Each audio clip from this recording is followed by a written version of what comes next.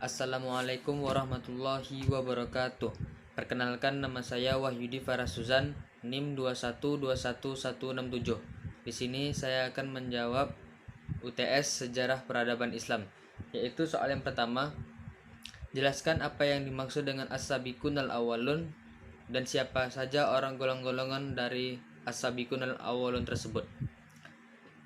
As-sabiqun al-awwalun adalah orang yang pertama kali memeluk agama Islam dan menerima ajakan dari Nabi Muhammad SAW.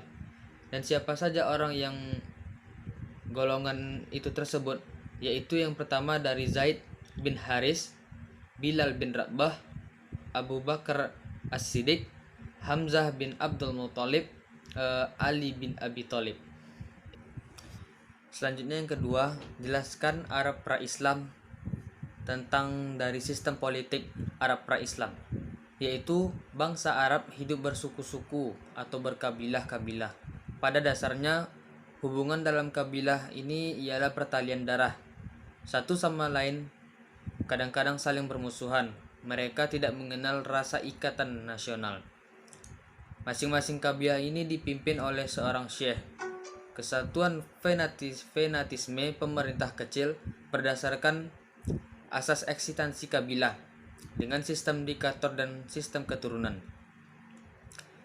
Kedudukan pemimpin di tengah masyarakat kaumnya yaitu dipimpin oleh seorang raja.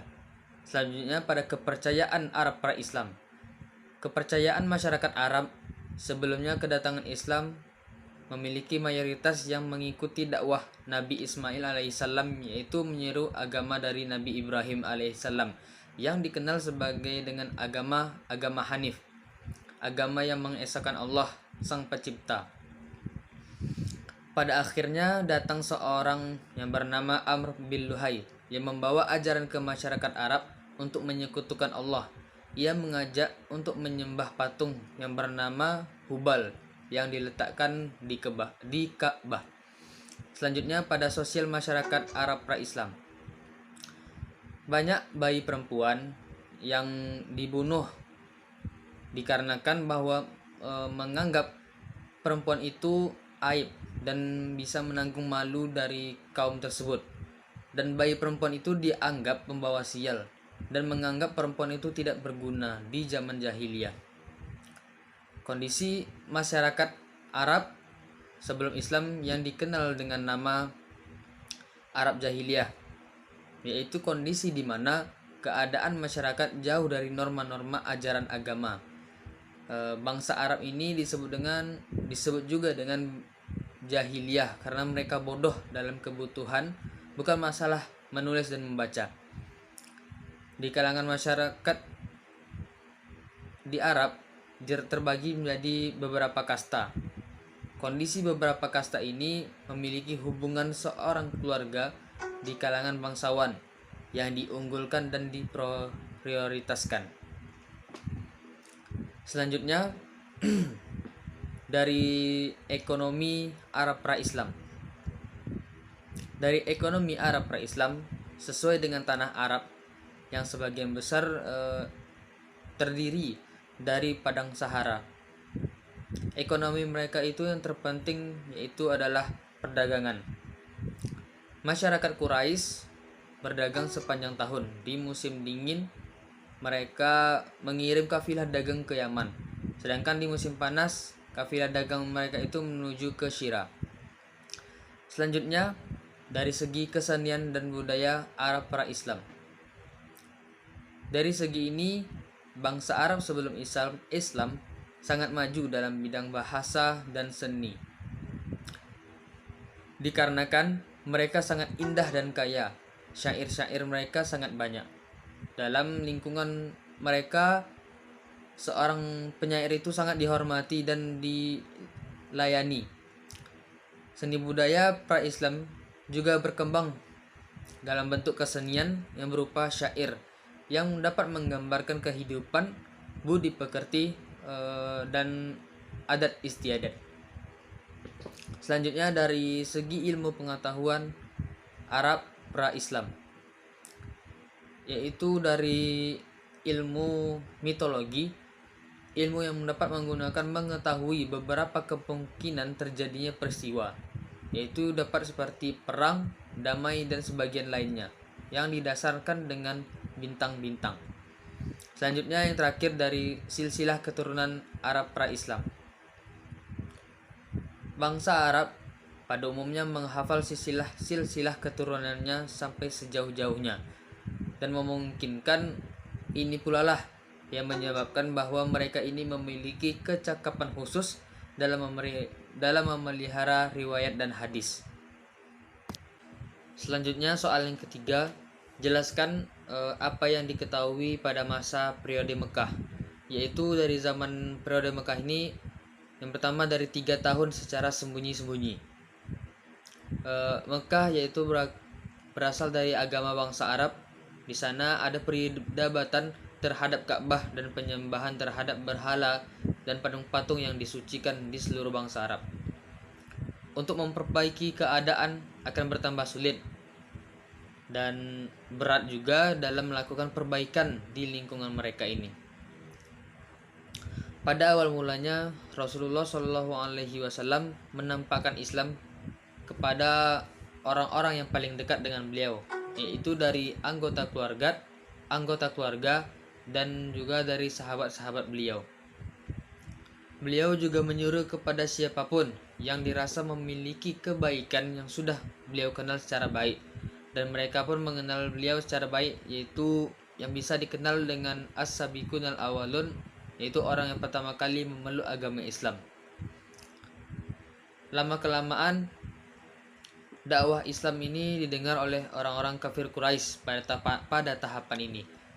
Jangka waktu ini terbentuk setelah orang-orang yang mukmin senantiasa menguatkan persaudaraan dan saling bahu-membahu.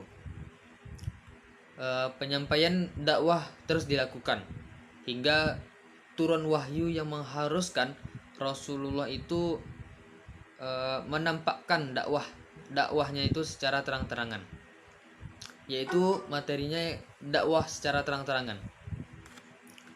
Pada tahap ini Nabi mendapat dukungan dan janji dari Ali bin Abi Thalib untuk selalu melindungi dan menyampaikan wahyu Allah.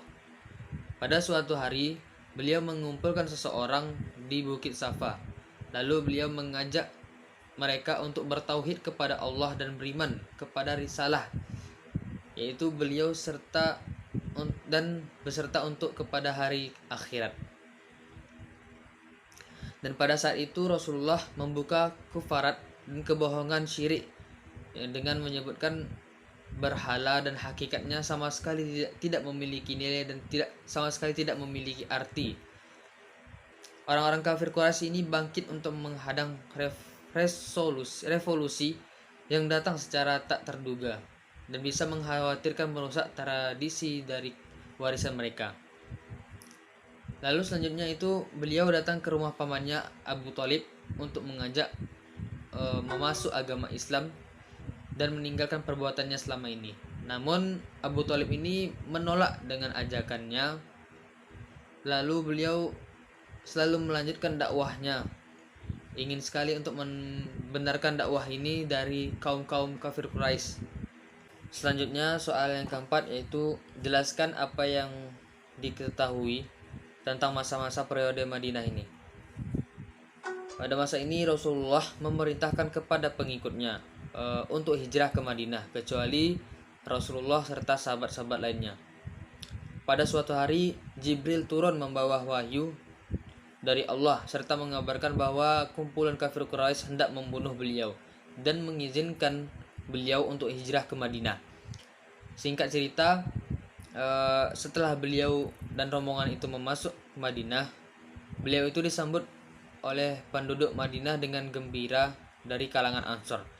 Dari segi ini Rasulullah membangun masyarakat baru. Langkah pertama yang dilakukan Rasulullah yaitu membangun masjid yang berguna untuk balai pertemuan dan tempat untuk mempersatukan berbagai unsur kekabilahan dan sisa-sisa pengaruh perselisihan antara sesama jahiliyah. pada masa mempersatukan umat manusia antara orang Muhajirin dan orang Ansor, Rasulullah mempersaudarakan mereka dengan ketentuan-ketentuan agama Islam atas keridhaan Allah Subhanahu wa taala. Dengan hikmah kepintaran ini, Rasulullah telah berhasil memacangkan sendi-sendi masyarakat baru. Selanjutnya dari strategi yang kedua, yaitu dari mengadakan perjanjian dengan pihak Yahudi. Setelah Islam terpancang di bumi Madinah, di kokoh di negeri itu, maka Rasulullah mengatur hubungan dengan selain golongan Muslim.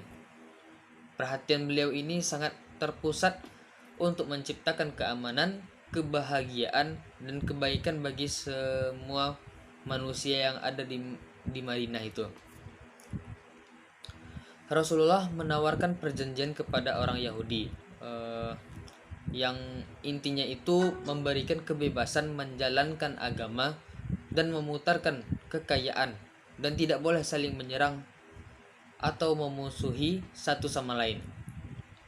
Dengan adanya perjanjian ini, Madinah pun hidup dengan kota yang makmur dan dijauhkan dari orang-orang kafir, dari orang-orang Yahudi. Selanjutnya, soal yang terakhir, apa surat yang memerintahkan Nabi Muhammad untuk menciarkan Islam secara sembunyi-sembunyi dan secara terang-terangan? Yaitu dalam Quran surah Al-Hijr ayat 15, yaitu yang artinya, maka sampaikanlah kamu Muhammad secara terang-terangan segala apa yang diperintahkan kepadamu, dan berpalinglah dari orang-orang musyrik tersebut. Sekian dari video saya. Lebih dan kurangnya saya mohon maaf. Assalamualaikum warahmatullahi wabarakatuh.